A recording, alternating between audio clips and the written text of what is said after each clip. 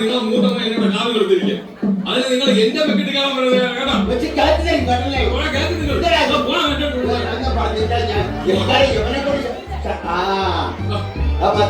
അച്ഛൻ വരുന്നടാ. ഞാൻ അങ്ങനെയാണ് അച്ഛൻ്റെ അടുത്ത് പോകാൻ പറയുന്നത്. 22 വർഷങ്ങൾക്ക് മുമ്പ് ഒരു ക്രിസ്മസിന് എന്നെ അമ്മത്തിട്ടു പോയ മനുഷ്യനാണ് ഇന്നത്തെ വന്നിരിക്കണം.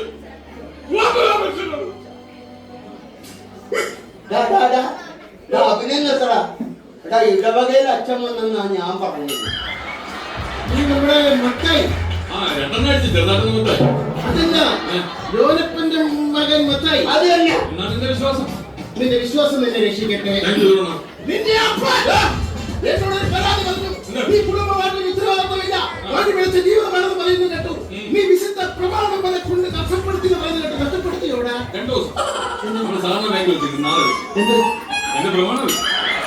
വിശുദ്ധ പ്രമാണം എന്ന് പറഞ്ഞാൽ ബൈബിൾ. ബൈബിളിനെ കുറിച്ച് എനിക്ക് ഒരുപാട് അറിയാം. ബൈബിളിനെ കുറിച്ച് എനിക്ക് എന്തറിയാം? അയ്യോ, 12ാമത്തെ വയസ്സിൽ പച്ച വെള്ളം പോലെ ആരൊക്കെ കലക്കി കൊടുത്തത്. ബൈബിൾ എടുത്തുള്ളത്. ഞാൻ ഇവരോട് ബൈബിളിൽ ഒരു ചോദ്യം ചോദിക്കാം. ആ ബൈബിളാണ് അരച്ച് കലക്കി കൊടുത്തത്. ബൈബിളില്ല. ഞാൻ ബൈബിളിൽ നിന്നോട് ചോദ്യം ചോദിക്കാൻ ഉത്തരം പറയാം. ആദാമിന് എത്ര മക്കളുണ്ട്? 3. എടാ, ആദാമിന് 2 മക്കളേ ഉള്ളൂ. ഒന്ന് കായേലും ഒന്ന് ഹാവേലും. അപ്പൊ ആദാമിന്റെ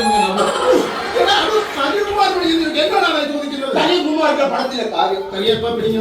ഇവരോട് പറഞ്ഞിട്ട് കാര്യമില്ല. മക്കളൊക്കെ വല്ലതൊക്കെ തരുന്നുണ്ടോ? ചിലപ്പോ മൂത്തവൻ അമേരിക്കയിലല്ലേ, ഒന്നും തരാറില്ലെന്ന്. പിന്നെ ഇളയവൻ അവന് ഇടയ്ക്കിടയ്ക്ക് തരണം ഉണ്ട്. ഞാൻ കൊള്ളാതെ ഒഴിഞ്ഞു.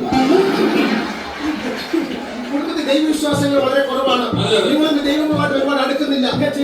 ഒരു ഉദാഹരണം പറഞ്ഞു തരാം. പണ്ട് ഞാൻ സുന്ദരമായ ഒരു കിളിയെ വളർത്തിയിരുന്നു. ആ കിളി വർഷങ്ങൾക്ക് ശേഷം പറന്നകന്നു പോയി. പറന്നുപോയി. അത് ഞാൻ ഒരു അണ്ണാനെ വളർത്തി. ആ അണ്ണാന് വളരെ സുന്ദരമായ അണ്ണാനായിരുന്നു. അത് വളർന്ന് വന്നപ്പോൾ അതും കെണ്ണാണ്ടോട്ട് ചാടിപ്പോയി. അത് കഴിഞ്ഞ് ഞാൻ ഒരു മരം വളർത്തി.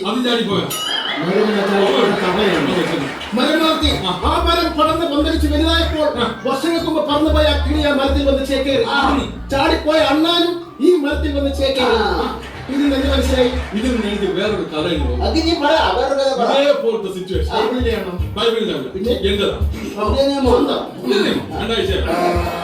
എന്റെ ഒരു കൂട്ടുകാരൻ ഞാനൊരു ബീഡി വാങ്ങിച്ചപ്പോ അവ ഷിബു.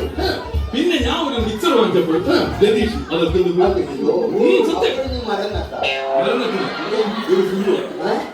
അപ്പൊ രതീഷ് ബീഡിയും കൊണ്ട് വന്ന് അവിടെ ചേക്കേറി. അവൻ മിച്ചം കൊണ്ടുവന്ന് ഇവിടെ ചേക്കേറി. അന്ന് രാത്രി ഞങ്ങൾ ഒരുമിച്ച് ചേക്കേറി. നിന്റെ കൂട്ടുകെട്ട് മദ്യപാന്മാരുമായിട്ടാണ്. ഒരു കാര്യം മനസ്സിലാക്കണം. ഇങ്ങനെ ഓവറായിട്ട് മദ്യവെച്ച് കഴിഞ്ഞാൽ നിന്റെ എല്ലാ കണക്കുകളും ദൈവത്തിന്റെ പുസ്തകത്തിൽ എഴുതി വെക്കും. ഞാൻ ഇന്ന് വരെ ആരെയും റോസിന് അടിച്ചിട്ടില്ല. പിന്നെ എന്തിനാണ് ദൈവം അവിടെ കിടക്കുന്ന പുസ്തകത്തിൽ? അതിന്റെ കാര്യമില്ല. എന്റെ പുണ്യ മത്തായി, നിന്റെ ശ്വാസത്തിന് വരെ മദ്യത്തിന്റെ മണമാണല്ലോടാ. നീ എങ്ങനെ സ്വർഗത്തിൽ പോകൂടാ? ഇവിടെ നിന്ന് ശ്വാസം പോയിട്ടല്ലേ നമ്മൾ സ്വർഗത്തിൽ പോകണം. പിന്നെ അവിടെ ആരുമില്ലല്ലോ. അവരാണെങ്കിൽ പാട്ടും കൂട്ടൊന്നും പറഞ്ഞ് ഇങ്ങനെ നടക്കുകയാണ്. ഈ ഇടവകയുടെ ഒരു പൊതു ശല്യമാണ് കേട്ടോ. അവർ റാപ്പിനോട് മാത്രമാണ്. അച്ഛൻ അവനൊന്ന് ഉപദേശിക്കണം.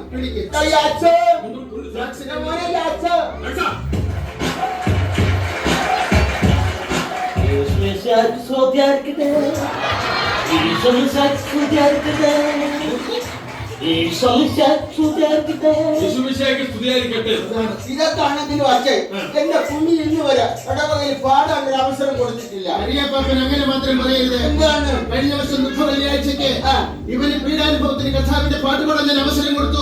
ഇവൻ എന്താ പാടിയതെന്ന് ചോദിച്ചു.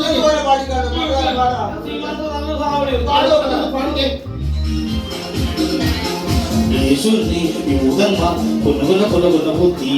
യേശുവിനെ യൂതന്മാർ പുനഃപുന ബുദ്ധി. യേശുവിനെ യൂതന്മാർ പുനഃപുന ബുദ്ധി. യേശുവിനെ യൂതന്മാർ പുനഃപുന ബുദ്ധി. പുനഃപുന ബുദ്ധി പുനഃപുന ബുദ്ധി. പുനഃപുന ബുദ്ധി പുനഃപുന ബുദ്ധി പുനഃപുന ബുദ്ധി. പുനഃപുന ബുദ്ധി ഇവ പാടി തീരെ ഇടവകയിലെ ഒരു സംഘം ആൾക്കാർ പിച്ചാത്തിയായിട്ട് എന്നെ കുഞ്ഞുവിനെ കുത്താനായിട്ട്. അങ്ങനെ ഈ പാട്ടുടെ പേര് വിഷ്ണു രക്ഷയില്ല കരിയപ്പ